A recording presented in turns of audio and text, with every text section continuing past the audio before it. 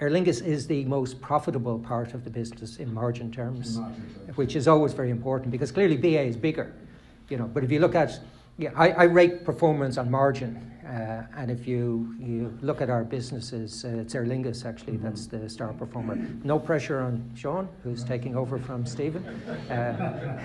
You know, I think Aer Lingus has done a great job, but it's very tough, you know, and we do benefit from having fierce competition from Ryanair on our doorstep. So, you know, it really does help to focus the mind when you're facing daily competition from somebody like that. But I think Aer Lingus deserves great credit, everybody there, for the way it stood up to the challenge, transformed itself, and is performing very strongly. The rebranding, I think, is great.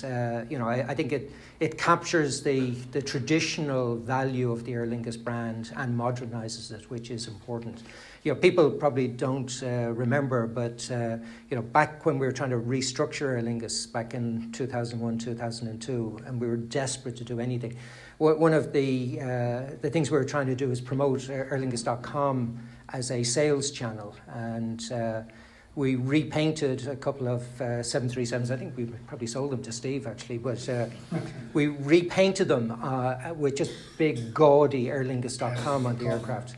But what we hadn't, and we didn't organise this, but I have to say it was a piece of media genius that it worked out this way, that the first aircraft came out of the hangar in this new scheme on St. Patrick's Day. And the thing about it was, when I showed Tom Mulcahy, who was the chairman, I showed him this new livery that just had aerlingus.com. And he said, wow, he said, that's very powerful. But he said, where's the shamrock? And I said, Tom, that's the very story. You know, there is no shamrock. And he goes, wow. That's a brave decision.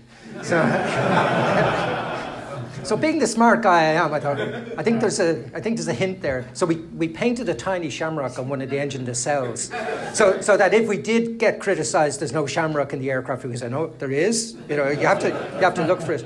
But we took the shamrock off, and we took it off for a reason. We took it off to make an impact.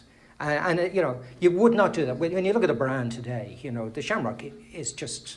Always it has been associated, yeah. You know, so I think the rebranding that Stephen and Sean have done recently, I think is fantastic.